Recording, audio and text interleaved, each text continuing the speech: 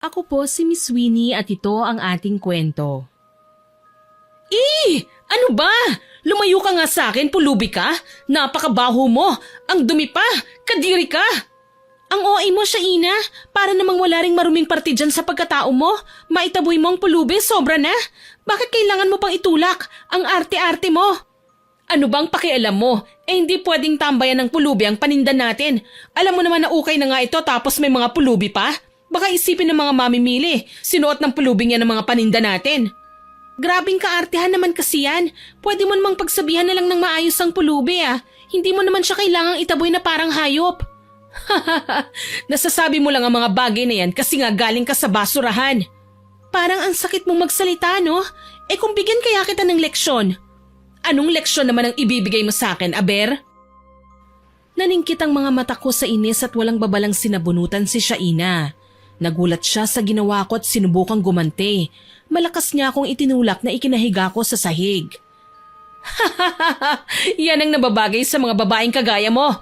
Pakialamera, palibhasa, ugaling squatter, walang pinag-aralan, boba. Sumusobra ka na, ha? Iniangat ko ang aking kamay para sana saktan si Shaina dala ng matinding galit, pero nagulat ako nang makitang bigla siyang umiyak at umaktong nasasaktan. Nakita ko ang papalapit niyang boyfriend kaya alam ko na kagad kung bakit siya umaastang inosente. Nagbabait-baitan lang naman ang babae kong katrabaho. Mahal, ano nangyari sa'yo? Bakit ka umiiyak? Ayos ka lang ba? Si Ella, sinaktan niya ako.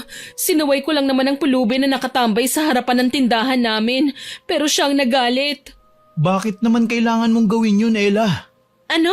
Ako na naman ang mali? Alam mo, Leo, bago ka maniwala dyan sa mga drama ng girlfriend mo, pwede bang tignan mo na lang muna ang CCTV sa opisina para malaman mo kung ano ba talaga ang totoong nangyari? Bakit ba ganyan ka, Ella? Gusto ko lang naman maging nice sa'yo Pasensya na ha, kasi ang ginawa mo hindi nice para sa akin. Kamalditahan mo yun. Inis kong sambit tsaka tinalikuran sila ng boyfriend niya. Ayoko nang umasa na magiging okay pa sa amin ang lahat dahil dati na talaga kaming hindi magkasundo. Oo nga pala, Miss Winnie, ako si Ella, 35 years old sa kasalukuyan. Ang kwentong ibabahagi ko sa inyo ay nangyari 10 taon pa lang ang nakararaan. Isa lang akong simpleng tindera ng ukay-ukay sa isang shop dito sa aming bayan. Ang amo ko ay matandang mag-asawa, sina Aling Amor at Mang Monching. Matagal na akong nagtatrabaho sa kanila. Ulila na po ako sa mga magulang. Sa halip na magluksa at sirain ang buhay ko sa labis na kalungkutan, pinili kong magpatuloy sa buhay. Pinili kong magtrabaho at tanggapin ang katotohanan na hindi habang buhay kong makakasama ang aking mga magulang. Dito ko rin nakilala sa ukayan si Shaina. Nauna lang siya sa akin ng ilang araw, pero hindi ibig sabihin nun may kinakampihan na ang amo naming si Aling Amor kapag nagkakamali kami. Kaya una o huli man sa amin na nakapasok sa trabaho, makakatikim talaga ng sermon para matuto. Iha, bakit nakabusangot yang mukha mo? Nag-away na naman ba kayo ni Shaina? Nainis lang po ako sa kaartihan niya, Aling Amor. Parang lumalala na Pati ba naman nananahimik na pulubi inaaway niya at sinasaktan? Bakit naman kasi nakagiliwan mo ng mga pulubi? Hindi mo naman sila personal na kilala. Ni hindi mo nga alam kung saan sila nanggaling at kung ano ang ugali nila, hindi ba? Totoo naman po yun, hindi ko sila kaano-ano. Pero Aling Amor, naisip ko lang, wala akong pinagkaiba sa mga pulubing yun kung hindi niyo ako kinupkop noon. Swerte na nga ako kasi nariyan kayo Paano na lang kung wala? Baka isa na ako sa mga pinagtulakan ni Shaina ngayon. Alam mo naman na hindi ko hahayaan yon, Iha. Hindi ako konsentidor. Kapag alam kong mali, ginagawan ko ng paraan para maitama. Alam ko naman po yun, Aling Amor Naiinis lang talaga ako sa kaartihan ni Shaina. Parang hindi siya nakaranas ng hirap. Kung makataboy siya sa mga pulubing lumalapit sa tindahan, masahol pa sa hayop. Kung tutuusin, namamalimos lang naman sila Hayaan mo na, Iha. Kakausapin ko si Shaina. Huwag kang mag-alala, ha? Maraming salamat po, Aling Amor. Naging magaan na ang pakiramdam ko kahit papaano. Hindi talaga ako komportable na may makitang inaapi. Kahit pa nga hindi ito pulubi, hindi ako nasisiyahan na makita silang nahihirapan. Kaya't hanggat maaari ginagawa ko ang lahat para makatulong. Ito ang isa sa mga tinuro sa akin ng aking yumaong mga magulang, ang maging mabuti sa kapwa. Wala akong minanas sa kanila, kundi ang mga mabuting asal na palagi nilang ipinapaalala sa akin. Minsan lang talaga, lumalabas ang pagkademonyita ko kapag nakikita ko ang kaartihan ni Shaina. At aminado ako na noon pa man, hindi na talaga kami magkasundo. Ella, iha, ano bang pinag-uusapan niyo ni Sweetheart? Napangisi ako bigla nang marinig ang sinabi ni Mang Monching, ang asawa ni Aling Amor. Ganyan lang talaga sila kung magtawagan at medyo kinikilig ako sa kanilang dalawa. Tinanong lang po ako ni Aling Amor tungkol sa kaguluhan namin ni Shaina. Hindi ko po kasi nagustuhan ang ginawa niyang pagtulak sa pulubi kanina. Kilala mo naman ang babaeng yun. Masyadong maarte. Ni ayaw ngang makaamoy ng usok o kahit madikit sa kanyang maruming gamit. Tao pa kaya?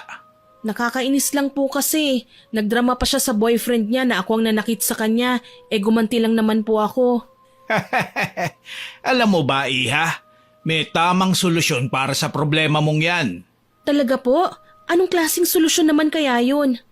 Ang taong maraming kaartihan, asarin mo.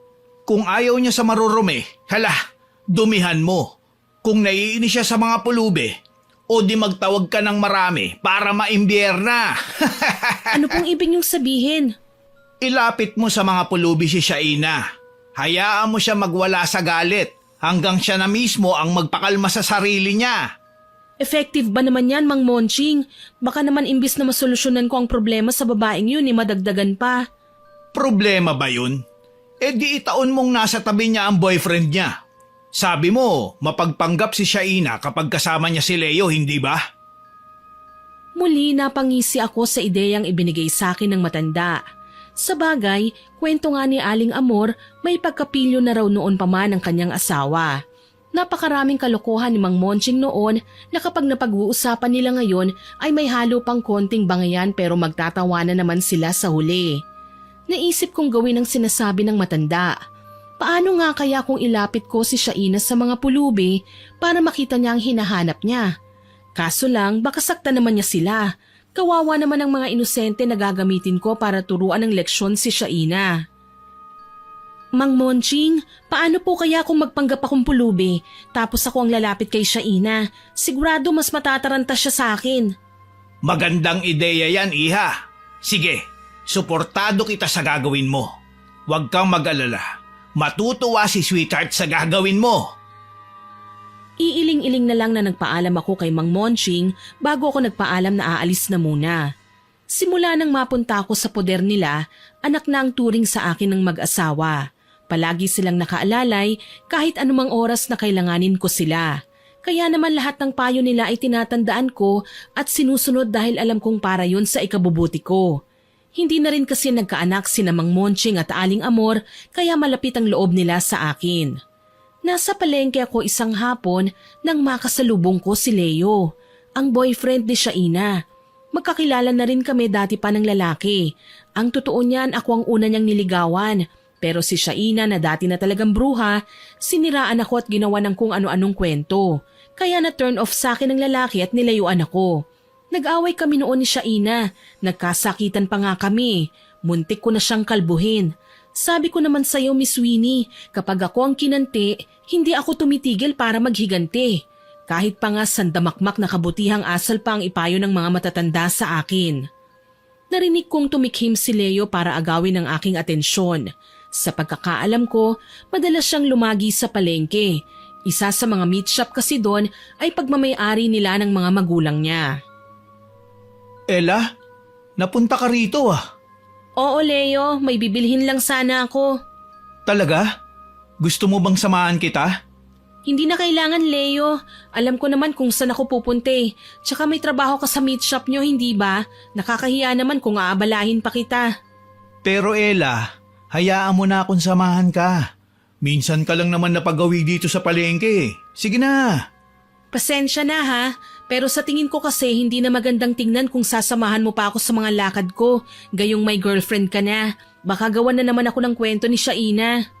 Nagmamagandang loob lang naman sana ako eh. Pero maalala ko, bakit nga pala kayo nag-away ni Shaina? Hindi ba naikwento ng magaling mong girlfriend ang pinag-awayan namin? Parang himala naman yata na hindi siya nagsumbong sa'yo ng kahit na ano. Siyempre nagsumbong.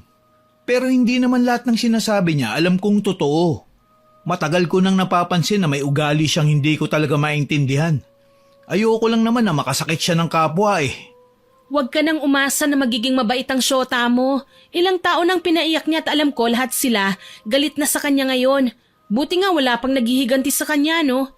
Ang saklap siguro kapag pinagtulungan siya ng mga taong nakaaway niya. Nagkibit balikat lang si Leo. Alam kong hinahayaan lang niya ang babae sa lahat ng gusto niyang gawin. Pero dasal ko lang, sana mahuli niya sa akto ang kamalditahan ni Shaina. Para naman hindi sa lahat ng pagkakataon, kampihan niya ang babae. Hindi na rin ako nagpaalam sa kanya ng maayos. Kaagad akong umalis dahil namataan ko si Shaina na papalapit na sa meat shop nila Leo. Kaso hindi niya siguro matagpuan ng lalaki kaya nagpalinga-linga siya. Saktong nagkatitigan kami at nakitang magkasama ni Leo. Sumama ang kanyang tingin sa akin, kaya naman lumayo na ako. Hindi ko nga lang din inaasahan na haharangan niya ako sa daanan at kukumprontahin. Kampante si Shaina na abangan ako dahil medyo malayo na kami sa maraming tao. Ang landi mo rin ano? Pati boyfriend ko nilalapitan mo? Kung makapagsabi ka ng malandi ako, parang nakita mo na akong inahas ang jowa mo. Aba, wag kang feeling ha. Kahit kailan hindi ko ugaling mangagaw ng pinagsawaan na ng iba. Hindi pa ako nahihibang na kagaya mo. Masyadong desperada. Gugustuhin na manira ng kapwa. Maagaw lang ang lalaking gusto niya. Che! Alam kong hindi nagustuhan ni Shaina ang mga sinabi ko. Siya lang naman kasi ang babaeng nanira sa akin at nang agaw ng manliligaw eh. Tapos ngayong sinupalpal ko sa kanya ang katotohanan, hayan at gigil na gigil siya. Tinalikuran ko na lang ang babae para umalis na, pero nagulat ako nang muli siyang humarang. Hindi pa ako tapos makipag-usap sa'yo, kaya wag na wag mo akong tinatalikuran. Ah! Ano ba? Bakit ka ba nanghihila ng buhok? Gusto mo ba talaga ng gulo, ha? Akala mo ba aatrasan kita, malditang babae ka? Kung talagang matapang ka, dito tayo sa kalsada magsabunutan. Ako pa talaga ang hinamon mo, ha? Pwes kakalbuhin kita. Galit na galit kong sambit sabay atake na kay Shaina. Una ko siyang sinuntok sa muka na ikinaliyad naman niya. Napaaray man siya ay hindi yun sapat. Kaagad kong hinila ang may kahabaan niyang buhok tsaka siya sapilitan ng inudngod sa lupa. Napasigaw si Shaina, nanlaban, hanggang sa nagawa niya akong sipain sa tiyan. Halos tumilapon ako sa lakas pero muli akong bumangon at sinugod na naman siya. Wala kang kasing sama, Shaina! Ako pa talaga ang masama pagkatapos mong ahasin ng jowa ko? Ang gaga mo talaga kahit kailan. Hindi mo ba nakitang ginawa namin ni Leo kanina? Saan banda ang nag-ahasan? May naghalikan ba? Nagyakapan? Tanga ka ba? Hindi ako papayag na agawin mo sa akin ng boyfriend ko. Teka Shaina, Ella, ano na naman ba ang pinag-aawayan nyo? Bakit dito pa talaga kayo sa gitna ng kalsada nagsasabunutan? Tigilan nyo nga yan. Sweetheart, hayaan mo na sila. Lalaki lang ang pinag-aagawan nila. Ang mainam mong gawin, pagsabungin mo sila. Tignan natin kung sino ang mas magaling makipagkalmutan. Isa ka pa, Monching. Gusto mong ihambalos ko sa'yo ang bayong nabitbit ko? Abay sa halip na awatin mo, sinusulsulan mo pang magpatuloy ang dalawa? Alangan naman napigilan ko pa sila. Tignan mo mga tao, nagkakagulo na. May nagpupustahan na nga sa kung sino ang matatalo sa kanila eh. Nabitiwan ko ang buhok ni Shaina nang lapitan ako ni Aling Amor. Pinigilan niya kami at kinurot sa tenga. Kahit kailan ang titigas ng ulo nyo, pareho kayong mga pasaway. Aray, masakit Aling Amor. Aling Amor, si Shaina po ang nagsimula. Inabangan niya ako dito. Pinagbintangan pa ako na inaahas ko raw po ang boyfriend niya. Sinungaling! Ikaw ang sinungaling! Ipapasa mo pa sa akin ang kagagahan mo? Tama na nga kasi, pinagsabihan ko na kayo ha. Pero ang titigas talaga ng mga anik nyo. Gusto nyo ba talagang ako na ang kumalbo sa inyo? Aling Amor, wag mo naman diinan ng masyado. Baka marumi ang kamay mo. Aba, at talagang sinusubukan mo ko ha? Ganon? Mabuti na lang, binitiwan ako ni Aling Amor. Dinuro niya si Shaina na noon ay nagpupumilit na lumayo sa kanya. Panay pa ang mura at pagpag ng naalikabukan niyang damit. Nakakainis na talaga kayo, sobra. Lalo ka na, Ella. Hindi ko na gusto ang ginawa mong pagngudngod sa akin sa lupa, ah. Umaangal ka pa, i-deserve mo naman yan. Aba, wala nang paawang paraan ng pag-aaway ngayon. Kapag galit ako, talagang galit ako. At hindi kita hahayaan na basta na lang akong siraan sa pagkakataong ito. Hindi na paghandaan ni Shaina ang ginawa kong pagsampal sa kanya. Alam kong nabigla siya pero hindi ako nagpaawat. Kahit kay Aling Amor, hindi ako nakinig. Sa pagkakataong ito, humarang na sa amin si Mang Monching. Alam ko naman na kahit maloko ang matanda, hindi naman talaga umabot sa punto na hahayaan na lang niya kaming magkasugatan. Hinila niya ako samantalang si Aling Amor naman ang humila kay Shaina. Pareho niya kaming pinagalitan. Gustuhin ko mang sumagot, pinili ko na lang na manahimik. Kahit sa pag-uwi namin sa bahay, panay pa rin ang pagkastigo sa amin ni Aling Amor. Hindi ko gusto ang ginawa nyo, ha? Masyado kayong agresibo. Pareho kayong dalaga pero daig nyo pa ang mga tambay sa labas kung makipagbasag ulo. Pasensya na po, Aling Amor. Hindi ko na kasi kayang magtimpi sa mga pinaggagawa ni Shaina. Kung ano-ano na lang ang binibintang niya sa akin. Sinabihan ba naman akong mga agaw ng jowa? Aba, hindi ko naman po ugaling lumandi ng lalaking may girlfriend na, no? Nagpapalusot ka pa? Kitang-kita ko na nga kayo. Bakit, Iha? Nakita mo bang may ginagawang kahalayan sina Leo at Ella? Hindi ko po nakita. Nag-uusap lang kasi sila pero... Hindi mo naman pala nakita eh. Bakit kung makapanghusga ka sa ampon namin, parang masama na siyang tao? Masama yan, Iha, ha? Napabayaan nyo na nga ang trabaho nyo dito sa Ukayan eh. Baka gusto nyong matanggal sa trabaho. Unahin niyo po si Ella. Masyado siyang maldita. Supladang sambit ni Shaina kaya napailing si Aling Amor. Mas lalo lang niyang pinapakita ang taglay niyang kasamaan ng ugali. Maski sa matatandang nagpakita ng kabutihan sa amin, nagagawa na niyang mag-inarte.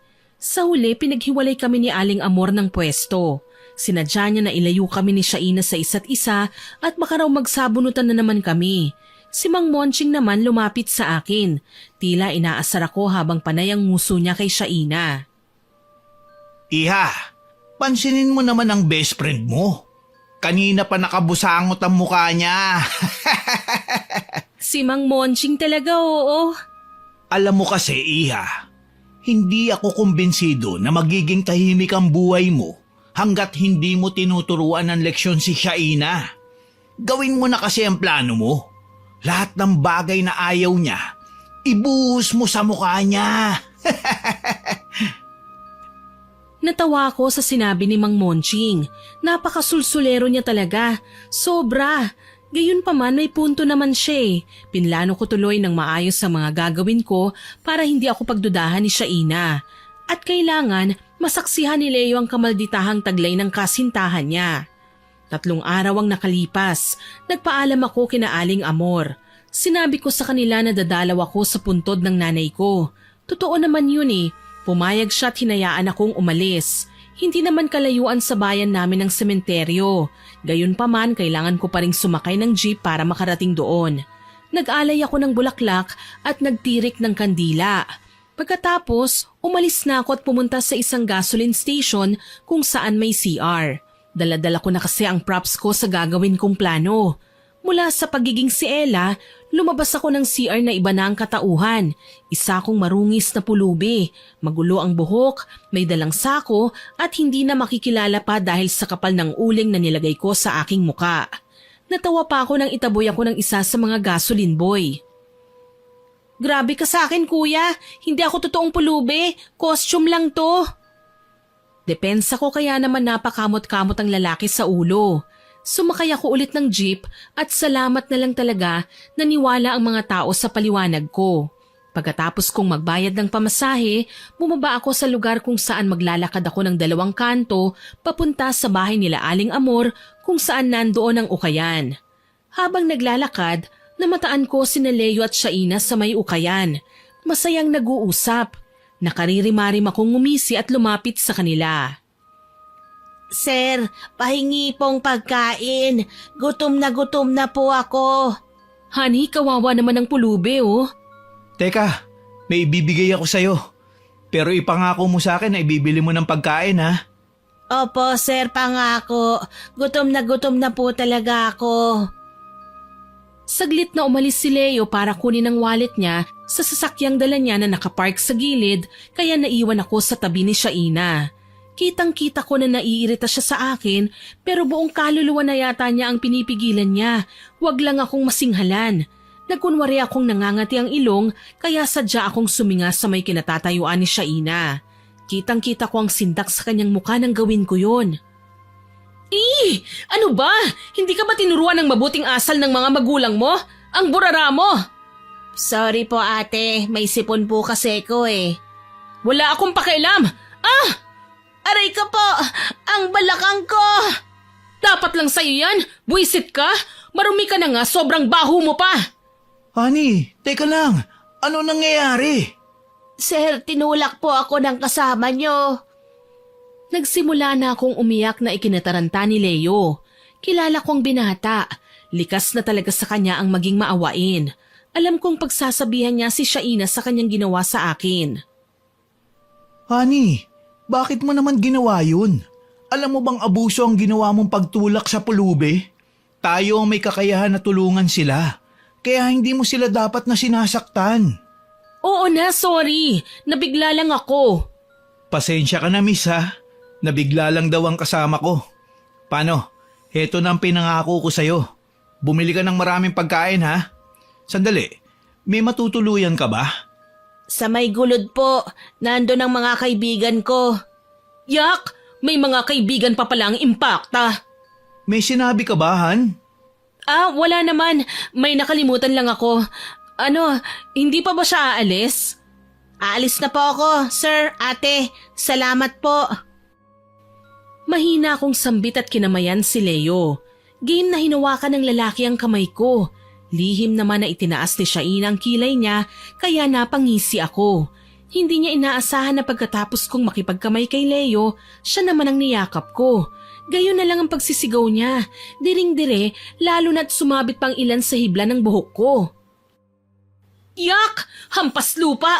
Bitiwan mo ako! Ang dungis-dungis mo tapos yayakap ka sa akin! Kadiri ka! Han, bakit naman ganyan ka magsalita?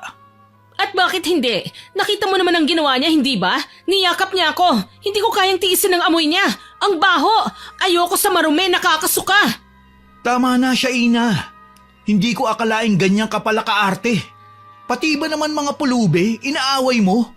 Ang sama ng ugali mo. Hindi nakapagsalita si Shaina. Sa totoo lang, gusto kong magpiesta sa tuwa nang makita na mukhang magkakasira na sila ng kanyang kasintahan. Sa wakas, hindi na makakapagpanggap na mabait si Shaina dahil bistado na ang kanyang ugali. Dahil dito, tinalikuran ko na sila nang mapansing nagbabangayan na ang dalawa. Habang papalayo, narinig ko pang sumbatan nila na pati ang pangalan ko ay nadawit pa sa usapan nila. Mas mabait pa kesa sa'yo si Ella eh. May malasakit siya sa kapwa. Hindi kagaya mo. Konting pagkakamali lang ng mga tao sa paligid mo. Hinuhusgahan mo na. Bakit naman nasali ang malanding babaeng yun sa usapan natin? Siguro naghahanap ka lang ng butas para hiwalayan ako.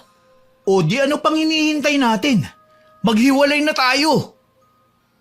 Iiling-iling na nagpatuloy ako sa pag-alis at hindi na sila pinansin pa. Masaya na ako at nagtagumpay ang aking mga plano. Pumunta ulit ako sa isang pampublikong CR at doon naligo. Binalik ko ang damit na sinuot ko kanina at tinapon na ang props ko. Sapat na ang ginawa ko kanina para lumitaw ang tunay na kamalditahan ni Shaina. Pag-uwi ko sa ukayan, nadatnan ko si Shaina na umiiyak sa harapan ng hagdan nila Aling Amor. Siguro naglalabas lang siya ng sama ng loob. Base sa nakita kong reaksyon niya, panigurado nakipaghiwalay sa kanyang binata. Nilagpasan ko siya pero bago pa man ako makalayo, nagsalita ng bruha. Masaya ka na? Naghiwalay na kami ni Leo, alam mo ba?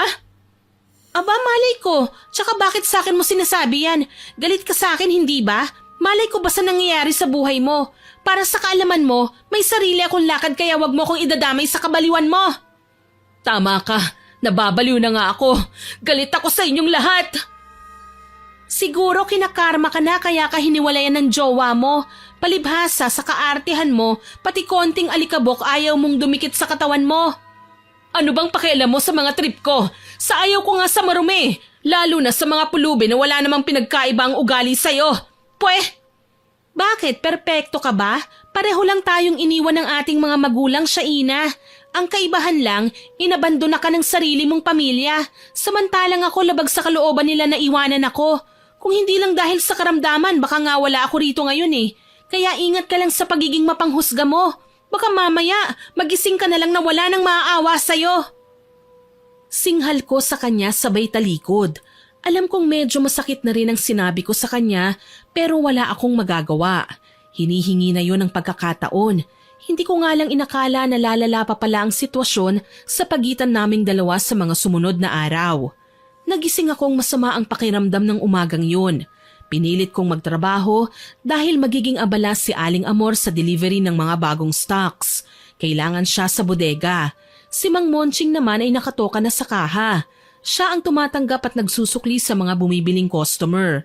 Habang naghahangir ako ng mga nagagandahang klase ng damit, namataan ko si Shaina na may ibinuhos na krudo sa iilang nakadisplay na damit.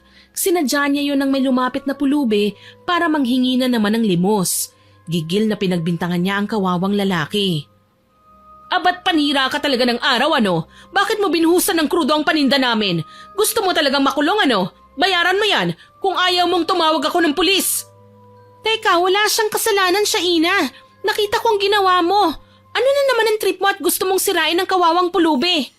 Nakikialam ka na naman sa akin ano? Talagang naghahanap ka ng gulo. May saltik ka na nga yata eh. Bakit ba nagagalit ka na lang ng walang dahilan? Hindi mo ba ako naiintindihan? Ayoko nang narurumihan ako. Ayokong may dumikit na kahit anong klaseng dumi sa katawan ko. Sobra na talaga ang kaartehan mo. Hindi ka bagay na magtrabaho sa lugar na to. Ang bagay sa'yo sa mental. Hayop ka! Sa totoo lang po, Miss Sweeney, sobrang liit lang ng isyu na pinagtalunan namin. Yung hindi ko maintindihang galit ni Shaina sa mga pulubi at ang kaartihan niya sa marurumi. Hindi ko akalaing magkakagulo kaming dalawa kung saan naawat sa pagsasabunutan namin si Mang Monching at aksidente naming maitutulak sa kung saan. Tumama ang ulo niya dahilan para magkulaps ang matanda. Diyos ko! Mang Monching! Kasalanan mo ang lahat ng ito eh. Ikaw ang mananagot kay Aling Amor. Magsusumbong ako. Hayop ka! Ikaw ang may kasalanan nito eh! Ella, Shaina, ano nangyayari rito? Na paano si Mang Monching? Leo, baka naman pwedeng tumawag ka ng ambulansya oh. Nadisgrasya kasi si Mang Monching. Sige, sandali lang. Tatawag ako. Mabuti na lang na agapan namin ang pagkakabagok ng matanda. Nadala kagad siya sa ospital at naipagamot. Humahangos naman na sumunod sa amin si Aling Amor nang malaman niya ang nangyari. Nasaan ang asawa ko? Nasa ward po siya, Aling Amor. Nasaan ba si Shaina, Iha, Ella? Pwede bang ipaliwanag mo sa akin ng maayos ang totoong nangyari? Nagsimula na akong umiyak. Panay naman ang pag-alo sa akin ni Leo. Lalo akong nakonsensya dahil kalmado lang na nakipag-usap sa akin si Aling Amor. Walang bakas ng panghuhusga o kung ano paman. Nakita ko po si Shaina. Binuhusan ng krudo ang ilan sa mga ukay na paninda natin. Sakto pong nakaabang na doon ang nanlilimos na siyang pinagbuntunan niya ng galit. Lumapit ako para depensahan ng kawawang pulubi. Hindi ko po akalaing ako na naman ang sisinghalan niya at sasaktan. Nabigla po ako. Habang tumatagal, parang mas lalong nagiging matigas ang ulo ni Shaina. Ilang beses ko na siyang pinagsabihan. Hindi siya nakikinig. Patuloy siya sa pangmamaltrato sa mga pulubing lumalapit sa tindahan. Tama po kayo dyan, Aling Amor. Isa ako sa makakapagpatunay dyan. Dahil nakita ko rin kahapon si Shaina may sinasaktang pulubi. Nagalit nga siya nang sawayin ko eh. Kaya wala akong naging choice kundi ang hiwalayan siya. Pasensya na po kung hindi ko naagapan ang ginawa ni Shaina, Aling Amor. Hindi ko naman po inaasahan na itutulak niya pati si Mang Monching eh. Umawat lang naman siya sa amin eh. Sinabi ko na nga sa'yo, iwasan mo na si Shaina, hindi ba? Sa totoo lang kasi, Iha, mas madali kitang mapagsabihan kesa kay Shaina. Mas madali kang makaintindi. Hindi ka mayabang at mataas ang tingin sa sarili. Siyempre naman po, nakikinig naman po ako sa lahat ng mga pangaral niyo eh. Kayo na nga po ang pumalit sa posisyon ng mga magulang ko, kaya malaki po ang respeto ko sa inyo. Pasensya na po talaga at may mga pagkakataong nagagawa kong patulan si Shaina. Hindi ko na kasi siya magawang pagpasensyahan eh. Nakakalungkot lang isipin na dahil sa pagtatalo niyo may nadamay. Alam mo naman na palabiro lang ang asawa ko pero hindi malakas ang katawan niya. Paano na lang kapag napahamak siya? Hayaan niyo po, Aling Amor. Ako na ang sasagot sa gastusin ni Mang Monching dito sa ospital. Iho, hindi mo naman kailangan gawin yun. Ang totoo nga niya, nagpapasalamat ako sa'yo kasi dinala niyo ng mas maaga si Monching dito sa ospital na agapan ng pagkakabagok ng ulo niya. May ipapakiusap lang sana ako, Iho, kung papayag ka lang naman. Kahit ano po, Aling Amor. Walang problema sa akin. Ano po yun? Baka naman pwedeng ikaw na muna ang magbantay kay Monching dito sa ospital. Isasama ko lang si Ella. May kukunin kami sa bahay. Opo, ako na ang bahala kay Mang Monching. Mag-iingat po kayo ha, Aling Amor, Ella. Salamat, Leo. Paano? Maiwan ka na namin muna dito, ah? Tangulang ang ginanti ni Leo sa amin. Sumama ako kay Aling Amor at umuwi kami sa bahay. Nadatnan namin si Shaina na kay sama ng naging tingin sa akin pero naging mabuting tupa naman ng lumingon kay Aling Amor. Aling Amor, kamusta na si Mang Monching? Ano, tatanggalin niyo na po ba sa trabaho si Ella? Hay naku, mabuti naman para kahit papano mawala ng asungot sa lugar na to. Gaga ka pala eh. Iha, wag mo na siyang pansinin. Hayaan mo siyang magsalita ng walang kabuluhan.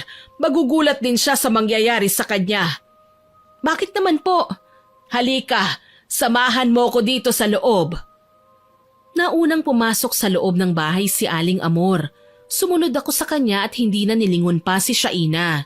Wala din naman talaga akong mapapala kung papatulan ko siya.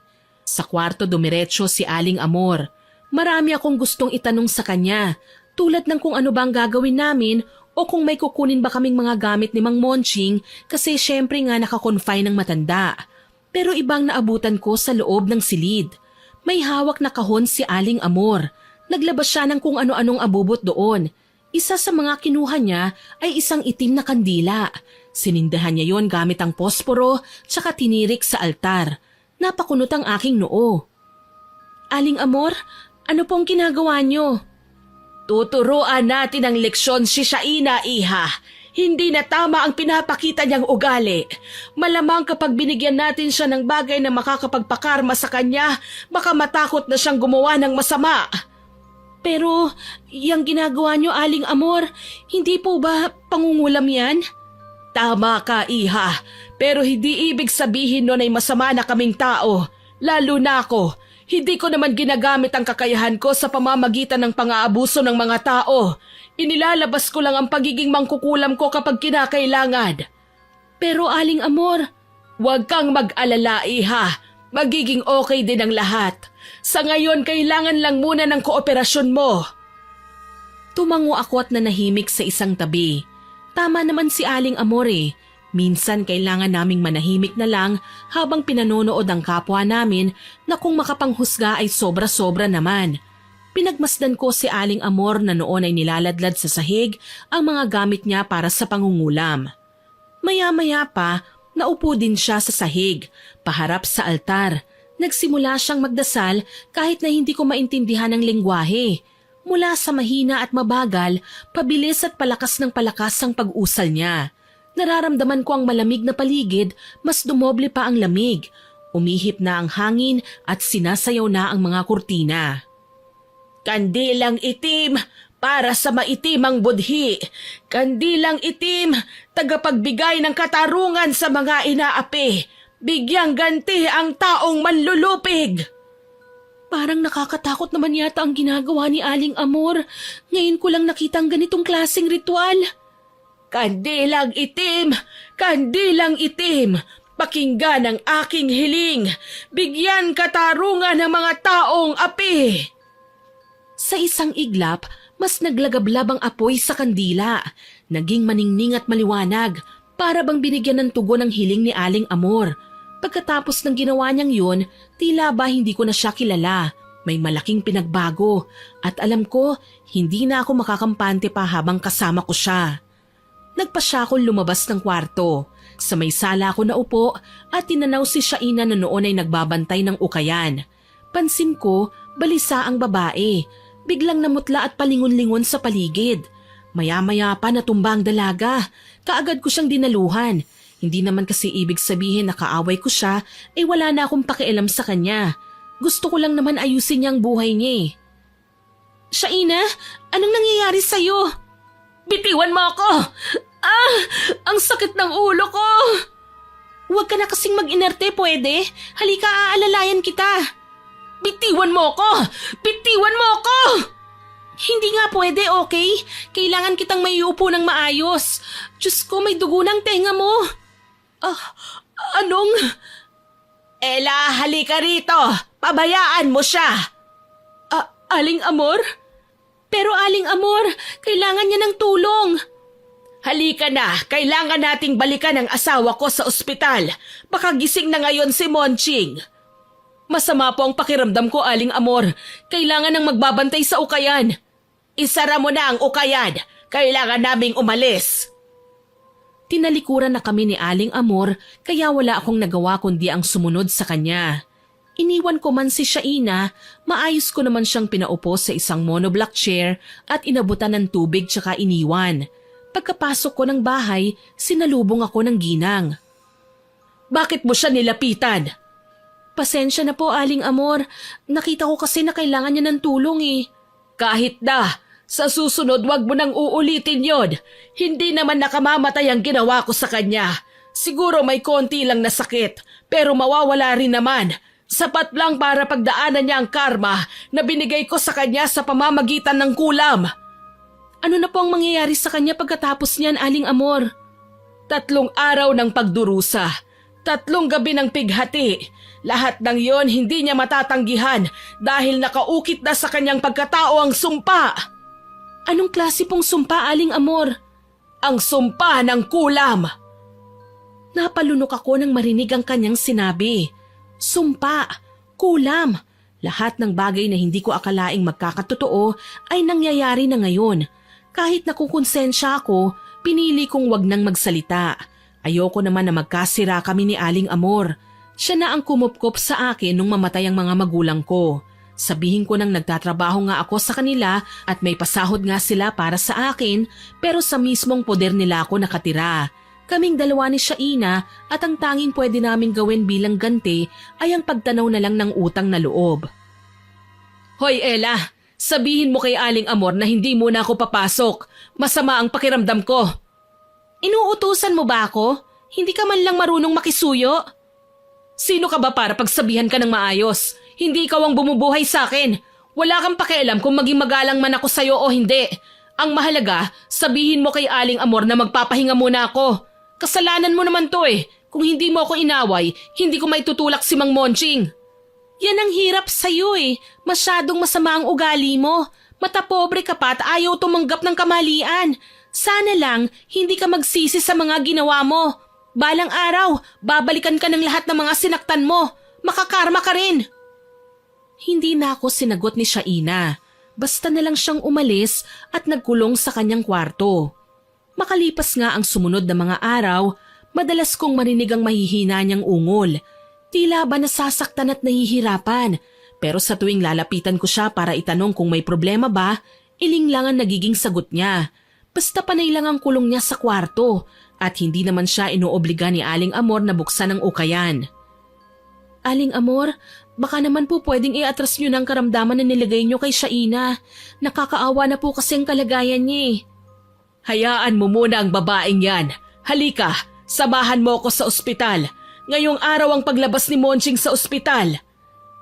Sige po, sunduin na natin siya. Nasa ospital din si Leo nang dumating kami roon.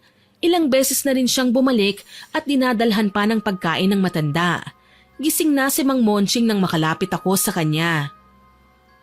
Mang Monching, kamusta na po kayo? Ayos lang naman ako, Iha. Ikaw, kumusta ka na? Matagal na rin tayong hindi nagkakabiruan. Oo nga po eh. Pasensya na nga po pala sa nangyari ha.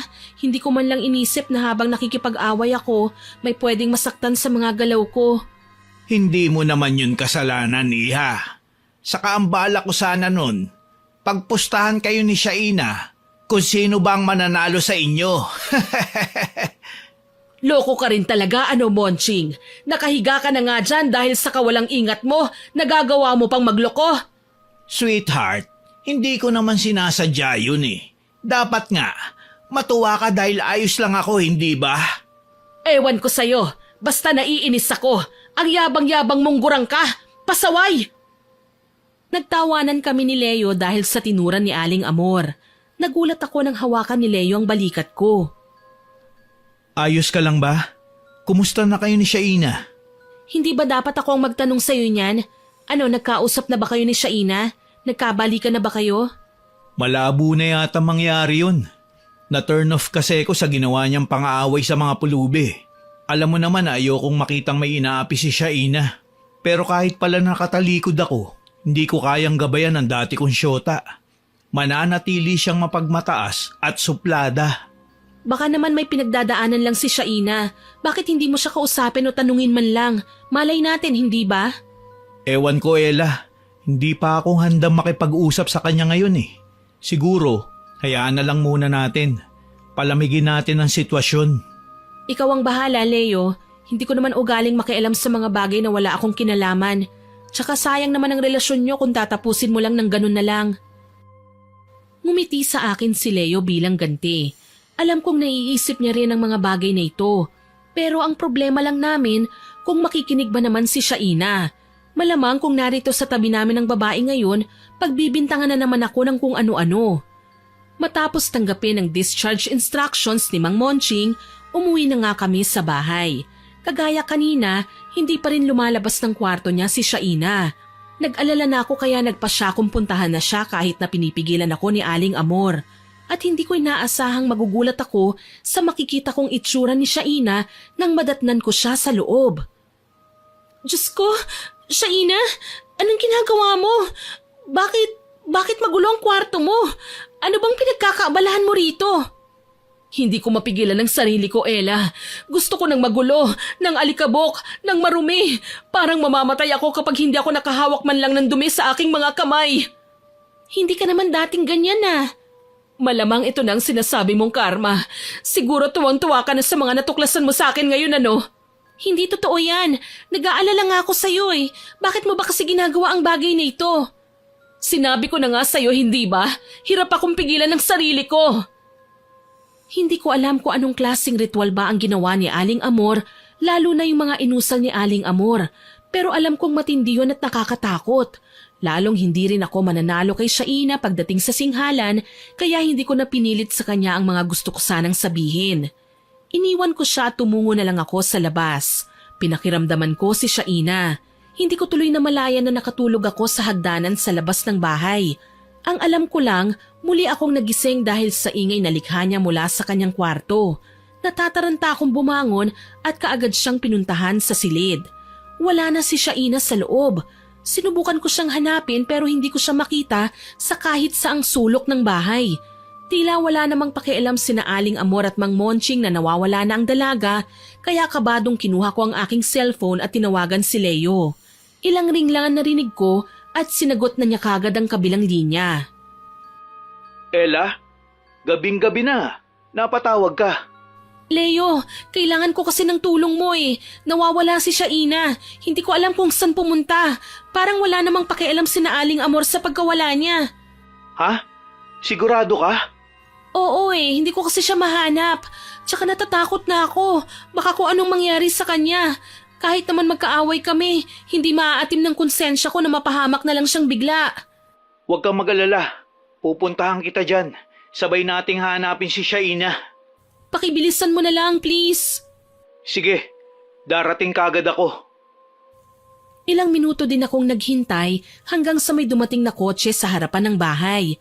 Pasado 1:00 na ng madaling araw pero hindi ako makadama ng antok. Leo!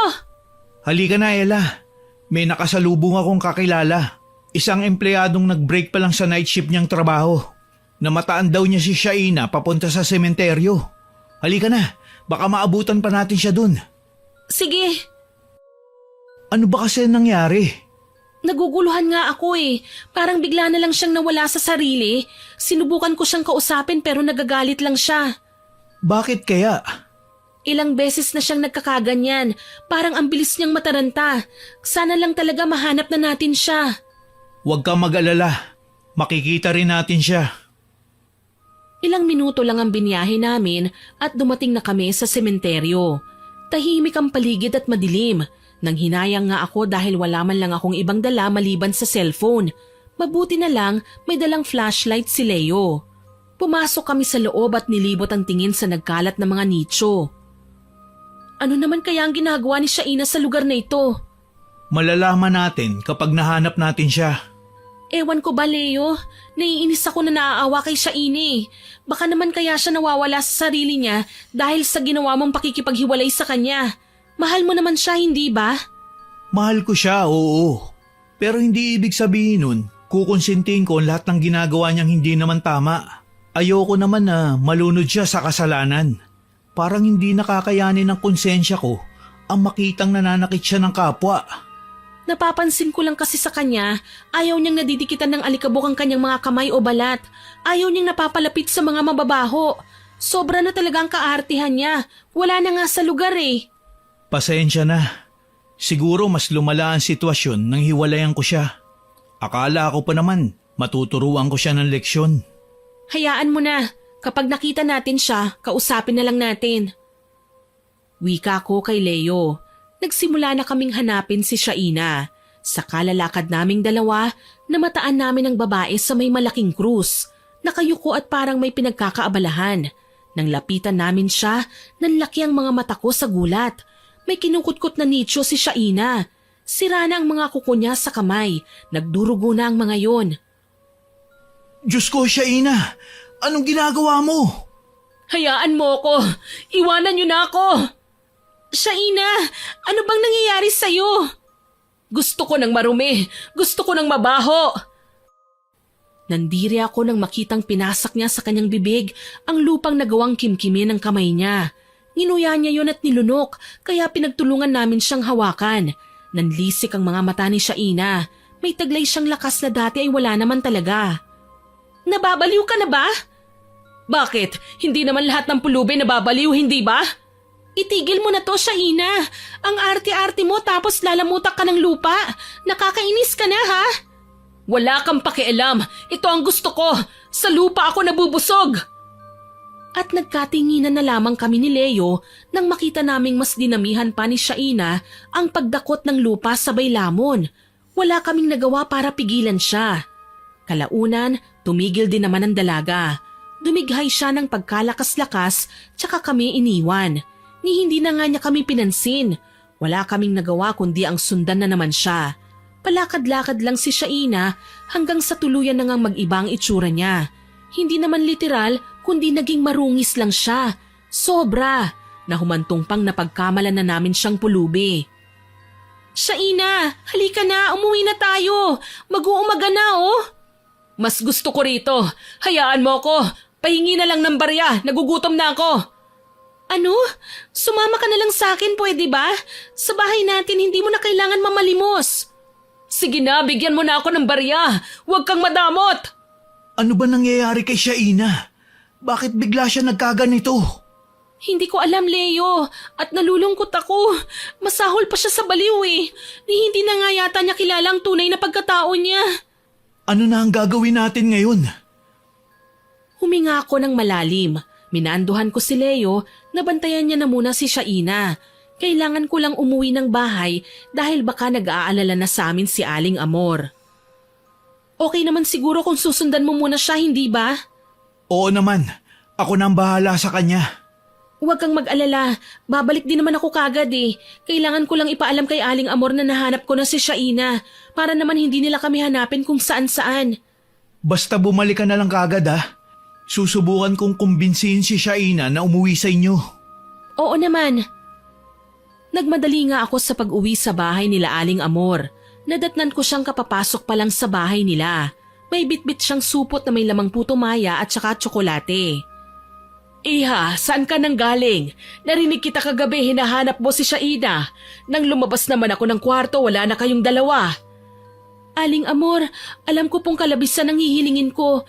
Pero sana naman po, ibalik niyo na po si Shaina sa dati. Siguro natuto na po siya.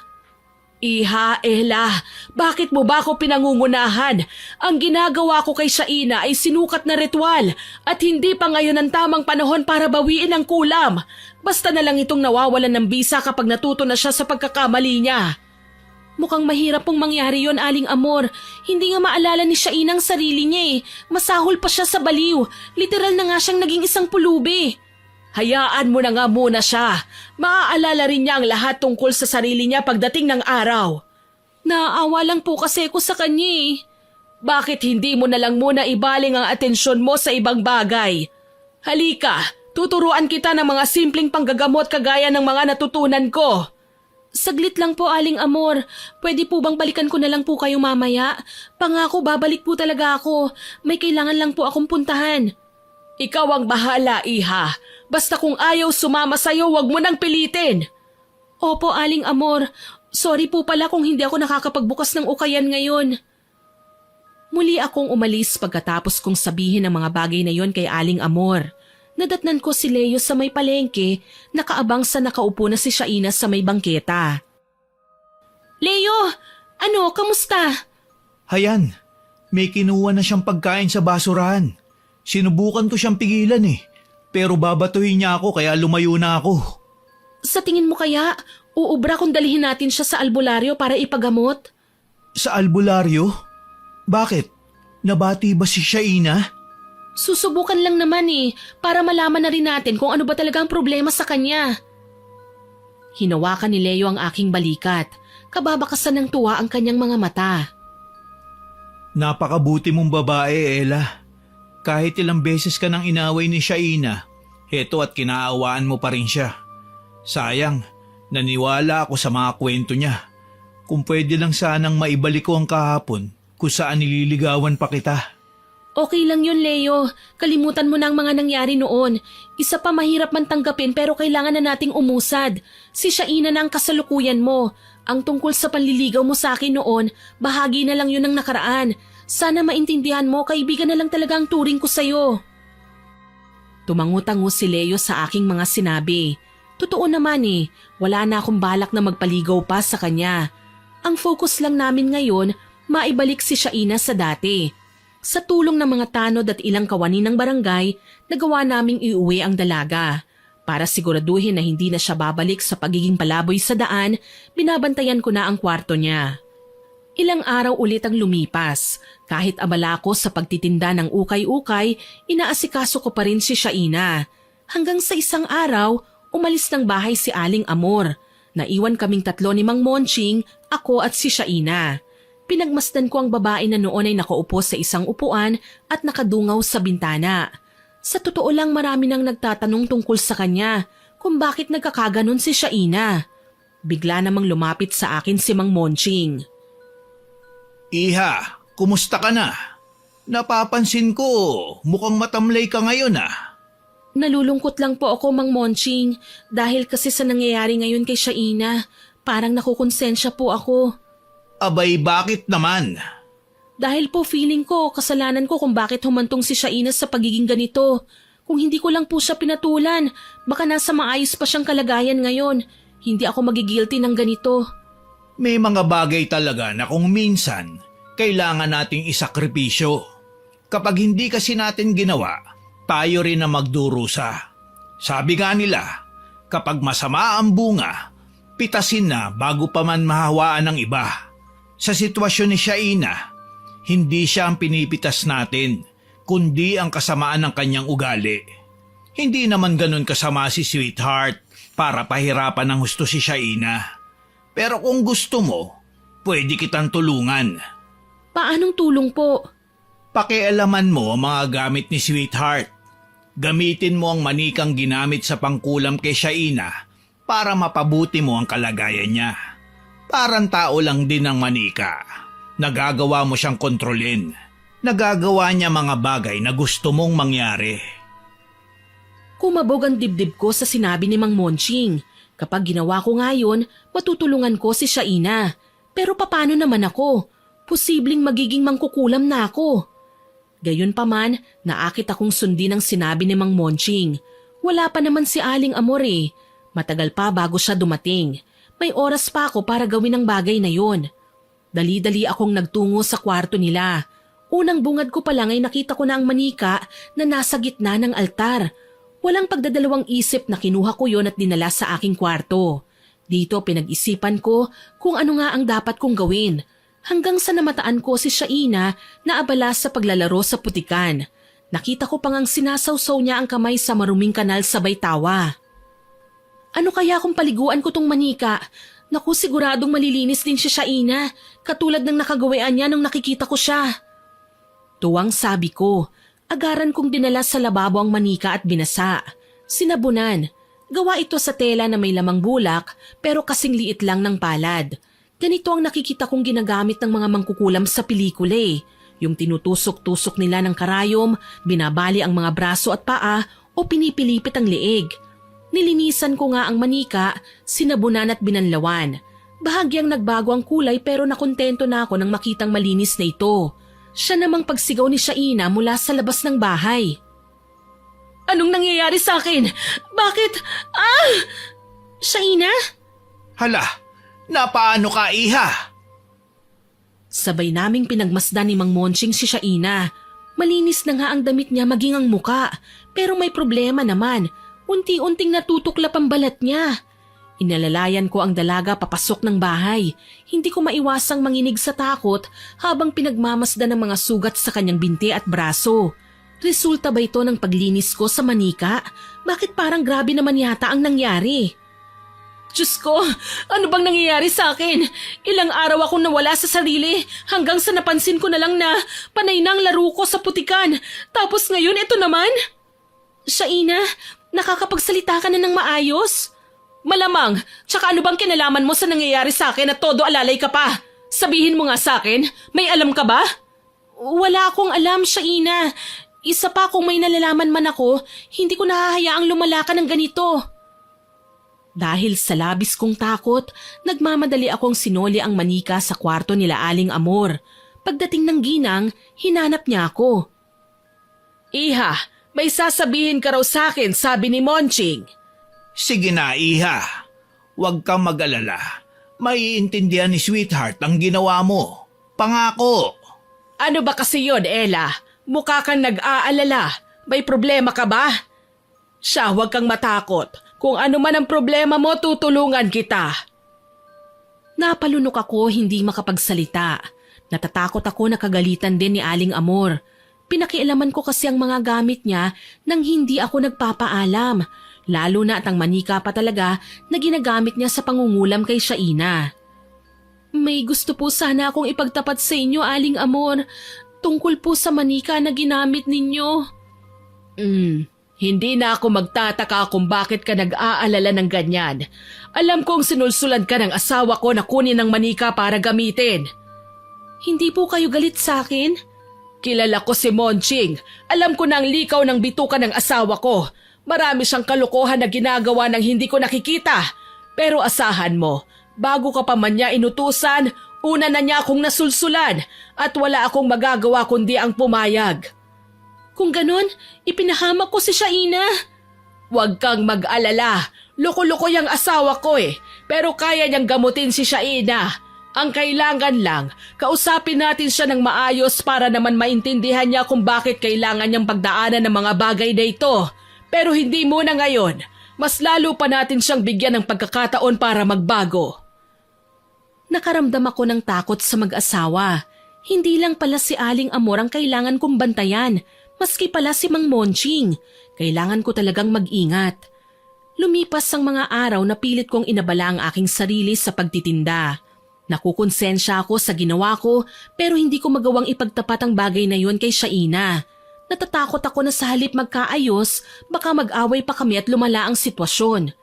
Mabuti na lang dumalaw si Leo. May dala siyang prutas at kakanin. Leo, napadalaw ka. Mangangamusta lang sana. Ang dami mo namang dala. Kahit lantakan pa namin ang mga ito ngayon, hindi namin ito mauubos eh. Okay lang. Para sa inyo naman talaga lahat yan eh. Salamat ha. Siyang silip ni Shaina sa may bintana ng kanyang kwarto. Nang makitang nag-uusap pa kami ni Leo, pinalaksanan niyang magtago. Kaso tinawag ko siya. Shaina, nandito si Leo! Abala ko eh. Sige na, sa susunod na lang ako makikipag-usap sa kanya. Abala? Wala naman siyang ginagawa. Huwag mo na lang munang pipilitin. May araw din na makakapag-usap kami. Ikaw ang bahala. Basta kakausapin ko rin siya para harapin ka. Maraming salamat ha. Ngumiti ako bilang tugon at hinayaan na si Leo na umalis. Pumasok ako sa bahay at nilapag sa mesa ang mga dala ni Leo tsaka ko tinawag si Aling Amor. Ipinaalam ko sa kanila na may dalang kakaninang lalaki. Maya-maya pa pumunta ako sa kwarto ni Shaina. Bakit nandito ka? Gusto lang sana kitang kumustahin, Shaina. Ano, ayos na bang pakiramdam mo? Ano bang pakialam mo? Hindi ba't magkaaway tayo? Hindi naman kita tinuturing na kaaway eh. Ang sa akin lang, gusto kong malaman mo na hindi ako natutuwa sa pinagdadaanan mo ngayon. Bakit hindi ka natutuwa? Ayaw mo bang gayahin ng ibang tao sa labas? Sabi nga nila kinakarma na ako. Dapat nga matuwa ka. Kabayaran ang nangyayaring masama sa akin. Huminga ako ng malalim. Hindi ko maintindihan kung bakit kailangan pang gawing komplikado ni Shaina ang lahat. Gusto ko lang naman na magkaayos kaming dalawa para okay na eh. Ayokong magkaroon ng kaaway habang buhay. Hindi ito ang dapat na pinoproblema ko ngayon eh. Naniniwala akong nagkakamali tayong lahat, Shaina. Pero iisipin din sana natin na hindi naman lahat ng pagkakataon pwede tayong manatiling ganito. May tsansa pa para magbago at humingi ng dispensa sa mga taong nasaktan natin. Hindi kaagad nakasagot si Shaina. Alam ko naman na iniisip niya ang mga sinabi ko eh. Ilang sandali pa, tumayo na ako at nagpaalam kay Shaina na lalabas na ako. Sasala lang ako ah. Kung nagugutom ka, pwede mo akong tawagin. Pwede kitang dalhan ng kakanin dito. Hindi ko alam kung tama ba tong ginagawa ko. Pero gusto na rin kitang makasundo, Ella. Sana magsimula tayong muli. Kayang-kaya nating gawin yon. Tsaka wala ka naman dapat na ikatakot eh. Magiging okay din ang lahat. Pangako. Sambit ko sa kanya. Kahit papaano, unti-unti nang nagbabago ang pakikitungo ni Shaina sa akin. Nagsumikap naman ako na maasikaso siya sa kabila ng nagiging abala naming gawain sa ukayan.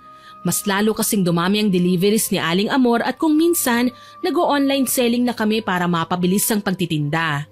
Maski si Leo na may sariling meat shop, ine-endorse na sa mga suki niya ang ukayan. Masaya palang ganito yung nagtutulungan kasi malaki ang kita natin. Sinabi mo pa, tignan mo karamihan sa suki natin babalik-balik na dito sa ukayan. Minsan nagpapahanap pa nga sila ng magagandang damit na kailangan nilang isuot eh. Sana laging ganito, no? Salamat din pala sa tulong mo ha, Ella. Kahit papano naging maayos ng pakikitungo ng mga tao sa akin. Pati ang mga pulube hindi na nangungulit. Kaya pala nila ako nilalapitan noon dahil suplada ako at walang modo. Huwag kang mag-alala, naiintindihan ka naman nila eh. Tsaka nakaraan na yun. At least, di ba, hindi na ako makukonsensya na may mga nakaaway ako bago pa man ako mamatay. Patuloy ang paglala ng kalagayan ni Shaina.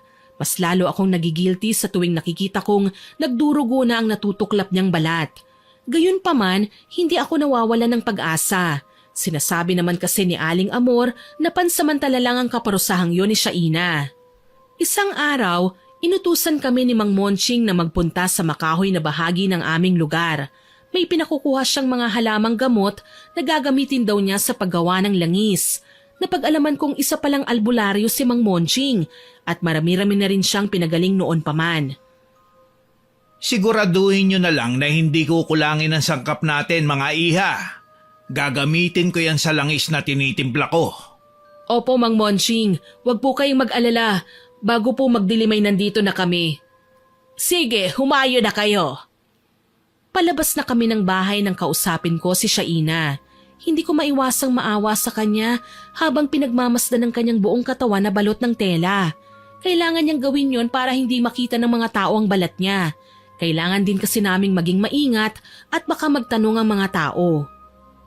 Sigurado ka bang kaya mo ha, Shaina? Nag-aalala kasi ako sa iyo eh. Baka mapano ka. Huwag kang mag-alala, okay lang ako. Tsaka mas maganda na rin ito kesa sa magmukmuk ako sa bahay, di ba? Hindi rin naman ako makapagtinda dahil sa lumalalang sitwasyon ng balat ko. Ayokong katakutan ako ng mga tao. Buti na nga lang kamo, sa braso at binti lang ang tuklap ng balat ko eh, hindi sa muka. Sa bagay, O paano, alis na tayo? Oo ba? Nagsimula na kaming maglakad palabas ng bahay. Hindi naman kalayuan ang kakahuyan na tinuro ni Mang Monching na kailangan naming puntahan. Isa pa kilala na namin ang halamang gamot na kailangan naming kunin. Malaki ang duda ko na ito ang gagamitin ni Mang Monching para gamutin si Shaina. Siyempre, kailangan kong manguna sa pagkuha para mabawasan ang guilt na nadarama ko sa puso ko. Kaso lang, hindi ko naman inaasahan na mapapaaway si Shaina. May namataan kasi kaming pulubi na binabato ng paulit-ulit ng 2 bata. Sinaway sila ni Shaina. Kaso, nagsumbong ang mga bata sa mga magulang nila.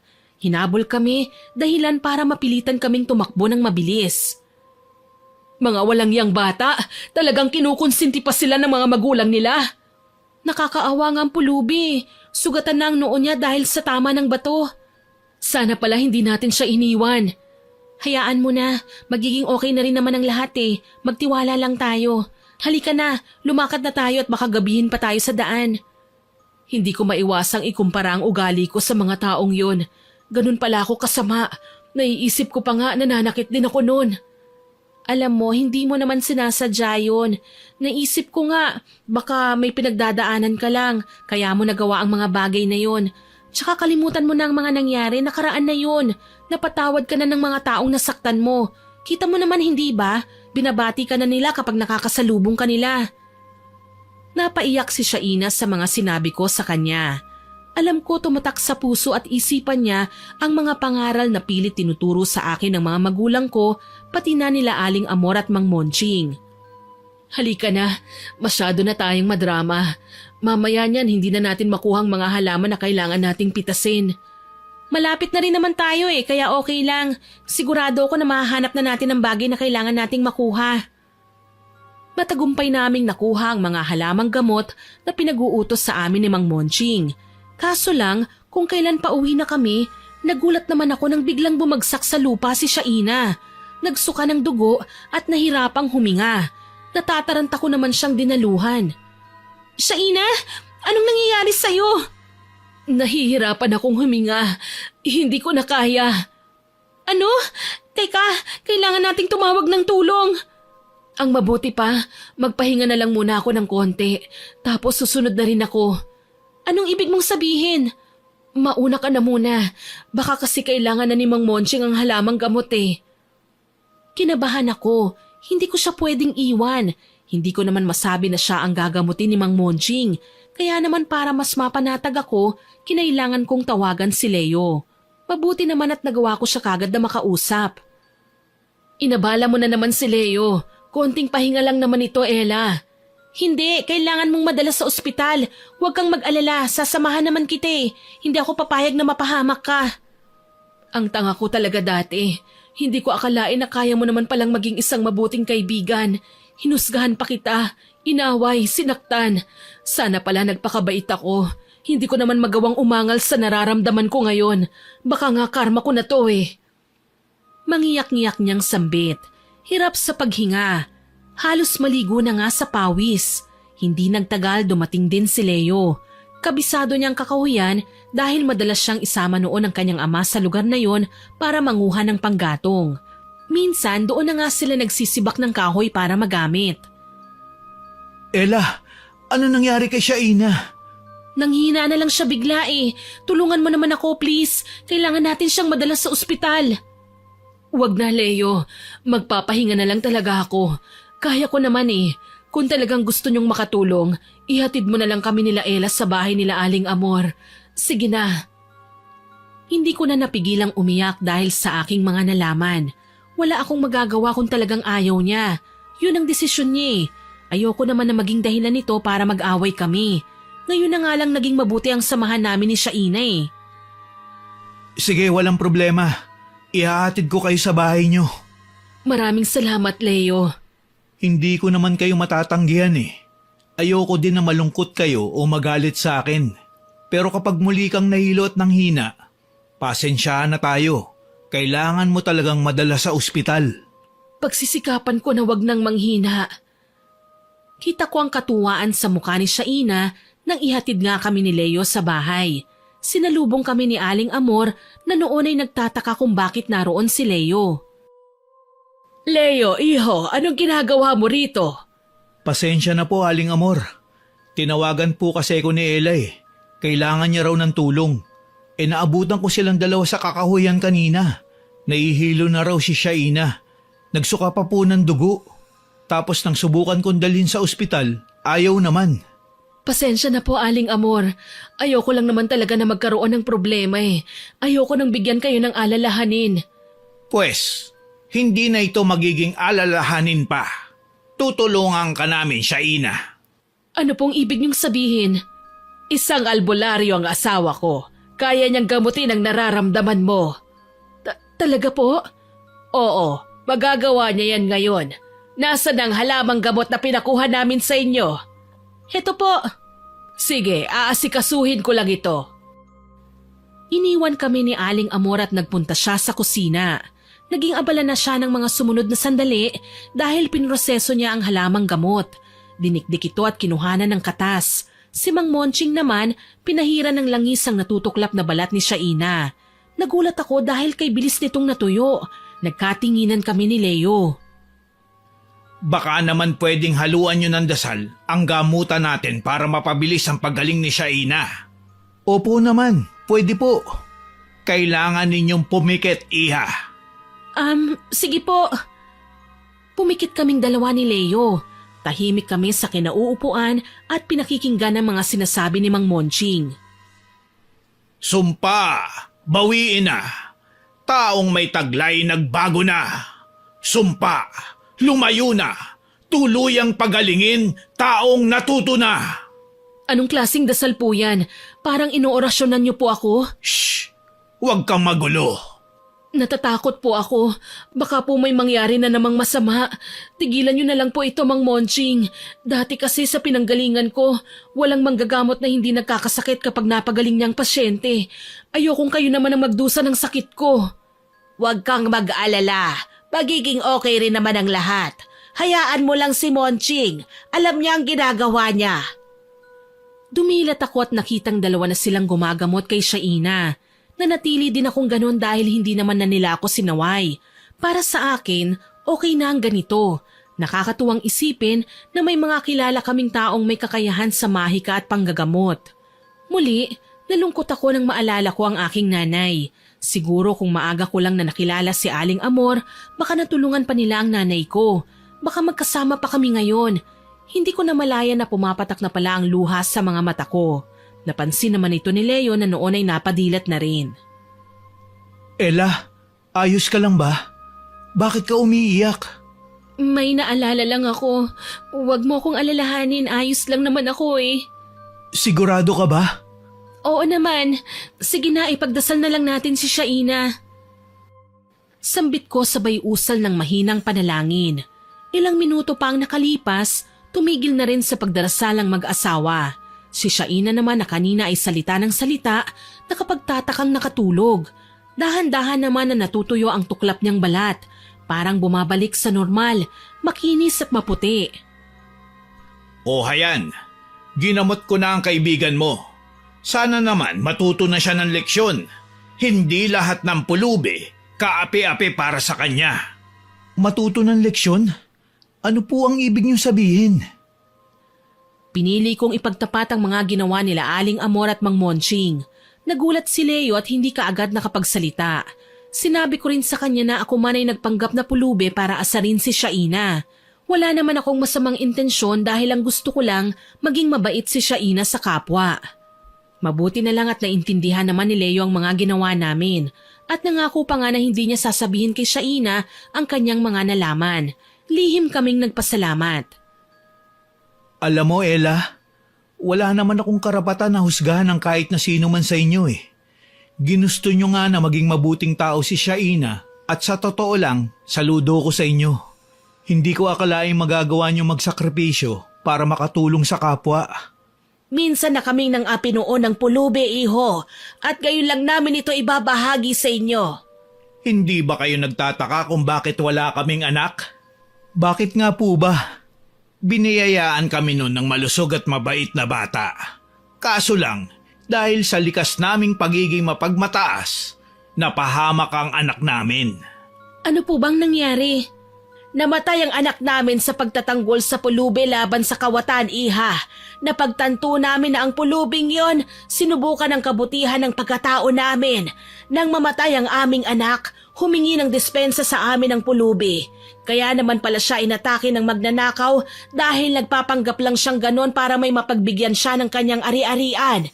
May malubhang sakit ang estrangherong yon at kinaibigan ng anak namin. Bilang mabuting bata sa edad na 10, nakipaglapit ang anak namin sa kanya. Pero nang makita niyang nasa peligro ang buhay ng estranghero, niligtas ng anak namin ang lalaki ng walang pagdadalawang isip. Namatay ang anak namin pero bilang kapalit, iniwan niya sa amin ang ukayan at ang bahay na ito. May pera din kami sa bangko.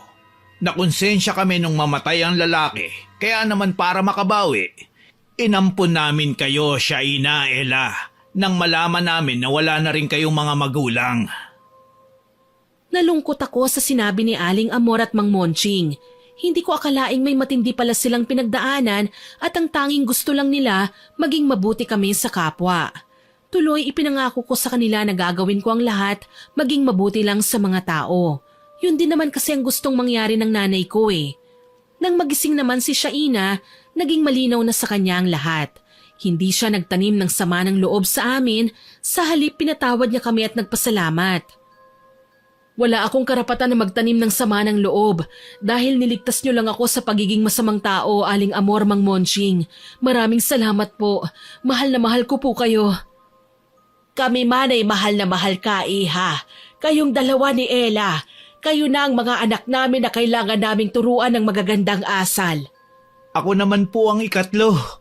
Oo naman, basta laging may kakanin at prutas, anak ka na namin. Nagtawanan kaming 5 dahil sa aming mga napag-usapan. Alam kong magiging maayos din ang lahat at base sa nakikita kong palitan ng tingin nila Leo at Shaina, nangangamoy balikan. Hanggang dito na lamang po. More power po sa inyong channel at God bless. Sana po ay nagustuhan niyo ang aking ibinahaging kwento. Pero bago ko po tapusin ito, hindi ito makukumpleto ng walang shoutout. Shoutout po kay Girlie sa tour at sa ceiling department ng Cosmo Malvar, Batangas, kay Teresa Llorca, kay Maristela Maduro at sa asawa niyang si Jude Barros at sa mga anak niyang sina Jillian at PJ. Hello din po kay Tony Aquino at sa mama niyang sila Arnie Saladiga, kay Jocelyn Anterio, kay Ate Jos, kay Lorlin Cas, kay Florence Lucinario, kay Himaria Mashita, kay John Sen, kay Jomar Fernandez at Alfred Vista. Shoutout din po kay Yusra April, kay Chloe Abalos, kay Elena De Los Santos, kay Pinky Ko, kay Rubina na lagi pong nagko-comment, kay Chris Gel Mamado, kay Ma'am Beth Mercado, kay Ma'am Celia Tolentino. Hello din po kay Selnero Haner at sa pamilya Haner at Colarina. Hello po sa inyo. Hello din po kay Sir George Ativo at sa mga kapatid niyang sina Ate Lisa, Ate Criselda at kay Crystalline. Shoutout din po kay Marisa Abuat at sa anak niyang si Dwayne Marie Ebuenga. Hello din po kay Lily's mom at sa anak niyang nag-birthday noong October 31 na si Lily Saunders. Belated happy birthday po. Shoutout din po sa Golde and Despi family, kay Jeline Sapra, kay Angel Ann Agramon, kay Dennis Soliman at sa Otap Boys na sina Paulo, Daniel Novio, Neil Lucas at Kuya Susing. Hello din po kay Oliva Salsona, kay Edgar Ocon at Jen Ocon, kay Glenn Hinalok at sa Hinalok family, kay Evelyn Baula, kay Consolacion Alvarez at kay Mika Salvador, kay Annalisa Chico Diga, kay Julie Tapang at kay Crystalline Navarro. Shoutout din po kay Bryson Victoria, kay Marites Suganob, kay Rosemary Lagunsad, kay Lindy Jacusalem, kay Supladang Pasaway, kay Tara Dabi, kay John Nahalog, kay Aiza Mendoza, kay Fatima Perez at sa asawa niyang si Milagrito Absalon Francisco. Maraming salamat po sa inyong lahat na nag-comment at nakinig. Abangan niyo pa po sana ang mga susunod kong upload ha. Huwag din po ninyong kalilimutan na mag-subscribe, like, share and comment sa stories natin. Para po mabilis niyong makita kung may bago tayong upload, pindutin niyo lang po ang notification bell para lagi kayong updated. Aasahan ko pa rin po ang inyong suporta ha. Muli, ako po si Miss Winnie na nagpapasalamat sa inyong pakikinig.